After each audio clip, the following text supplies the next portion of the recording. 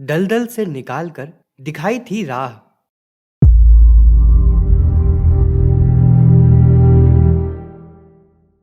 सन 1971 में मैंने गायत्री महामंत्र की दीक्षा तो ले ली, पर दीक्षा के समय परम पूज्य गुरुदेव के दर्शन नहीं हो सके। उन दिनों वे हिमालय प्रवास में थे। अगले साल हिमालय से वापस आने के बाद उनके दर्शन का सौभाग्य मिला। दीक्षा के 5 वर्षों बाद एक बार फिर शांतिकुंज पहुंचा, एक विशेष साधना सत्र में शामिल होने के लिए। सत्र शुरू होने के पहले जब मैं गुरुदेव को प्रणाम करने गया तो देखा कि पंक्ति में पहले से ही काफी लोग खड़े थे।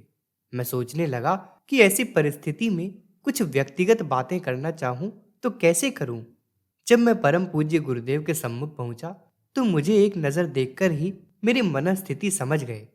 स्नेहिल स्वर में पूछा, अकेले में बात करना चाहते हो? मैंने सिर हिलाते हुए हामी भरी। उन्होंने कहा, तुम मुझसे अकेले में मिलकर जो कुछ कहना चाहते हो वह सब मैं सुन चुका हूं। चिंता मत करो, तुम्हारा काम हो जाएगा। पर क्या तुम मेरा काम करोगे? खुशी के मारे मैं कुछ बोल नहीं सका। मैंने उसी क्षण मन ही मन संकल्प लिया कि पूज्य गुरुदेव की आज्ञा का पालन जीवन भर करता रहूंगा। तभी से मिशन का काम कर रहा हूं। बात सन 1981 की है।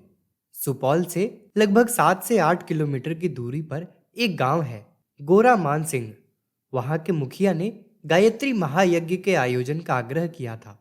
मेरे घर पर जब महायज्ञ के लिए दिन समय आदि तय हो रहा था तो मैंने रास्ते के बारे में पूछा। आसपास के गांव में यज्ञ कराने मैं प्रायः साइकिल से जाया करता था, इसलिए यह भी जानना चाहा कि बीच में कोई नदी तो नहीं है। लेकिन उनका ध्यान इस तरफ लगा हुआ था कि यज्ञ में कैसे क्या तैयारियां करनी होंगी, इसलिए नदी की बात उनके ध्यान से उतर गई। मैं भी बातचीत के प्रवाह में नदी के बारे में दोबारा पूछना भूल गया और मुखिया जी कार्यक्रम तय करके वापस चले गए।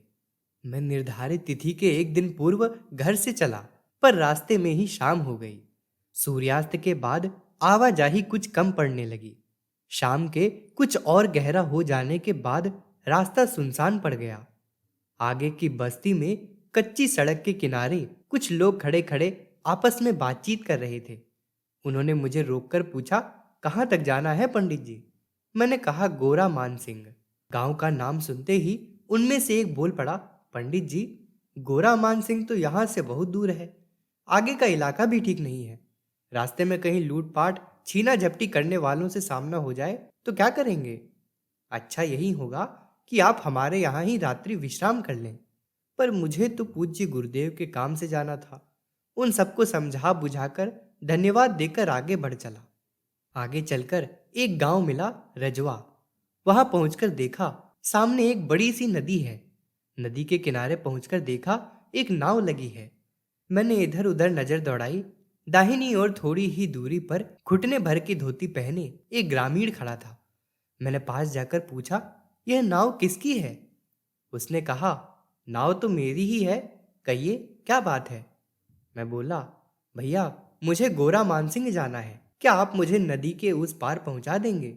उसने लापरवाही से जवाब दिया, इतने कम पानी में नाव नहीं चल पाएगी, उतर कर पार होना पड़ेगा। मैं गुरुदेव का नाम लेकर साइकिल के साथ ही नदी में उतर गया। पानी कमर से कुछ ही ऊपर तक था, लेकिन फिर भी साइकिल आगे बढ़ाने के लिए काफी जोर लगाना पड़ रहा था। अभी नदी का चौथाई हिस्सा ही पार कर सका था कि एक एक कर मेरे दोनों पैर दलदल में जा धंसे। बाहर निकलने के लिए जितना ही जोर लगाता था उतना ही अंदर धंसता चला जा रहा था।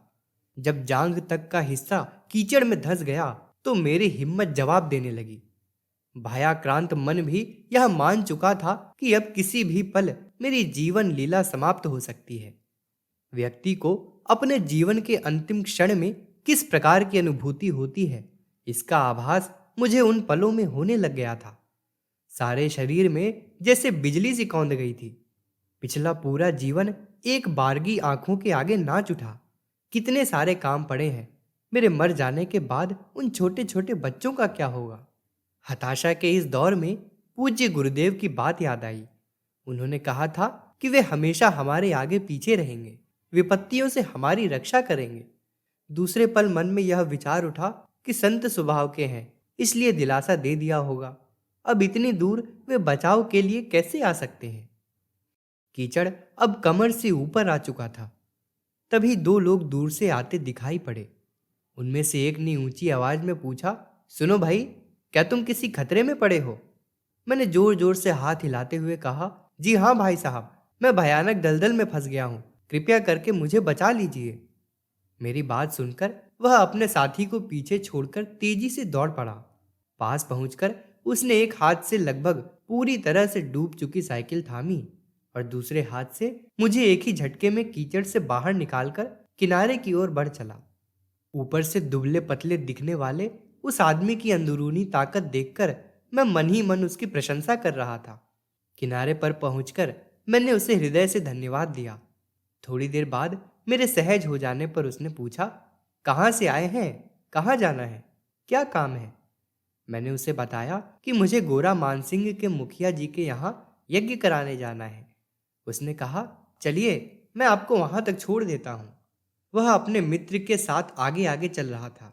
उनके पीछे पीछे चलते हुए मैंने जिज्ञासावश जब उनका परिचय पूछा तो मेरी जीवन रक्षा करने वाले ने अपना और अपने गांव का नाम बताकर कहा कि उसका गांव गोरा मान सिंह के पास ही है। रास्ते भर इधर उधर की बातें करते हुए आखिरकार हम लोग गोरा मान सिंह पहुंच गए। एक बड़े से मकान के पास पहुंचकर वे दोनों रुके और उंगली से इशारा करते हुए कहा, यही मुखिया जी का घर है, अब आप हमें आज्ञा दीजिए।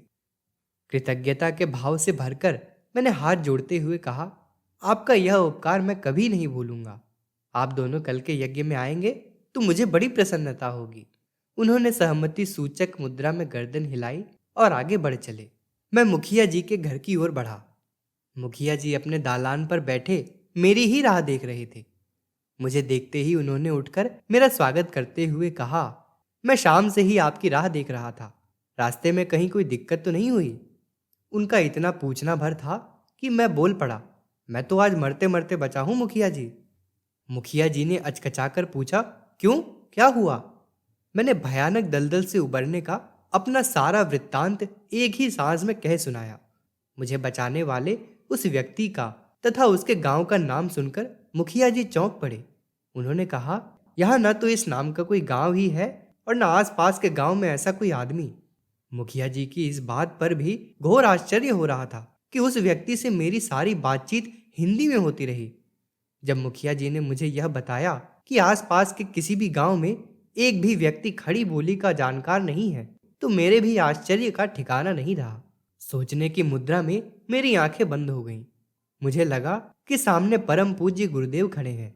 मंद मंद मुस्कुराते हुए कह रहे हैं, तुम जहां भी जाते हो मैं तुम्हारे आगे पीछे मौजूद रहता हूं। आगे से अनजान राहों पर कुछ समय में मत चला करना। भावलोक में विचरण करते हुए गुरुदेव की इस प्यार भरी झिड़की से मेरी आंखें नम होती चली गईं। प्रस्तुति चंद्रकिशोर सिंह, आरा बगीचा, मुंगेर, बिहार। अगर आपको हमारी यह वीडियो पसंद आई हो तो इसको लाइक करें, कमेंट और शेयर ज़रूर करें।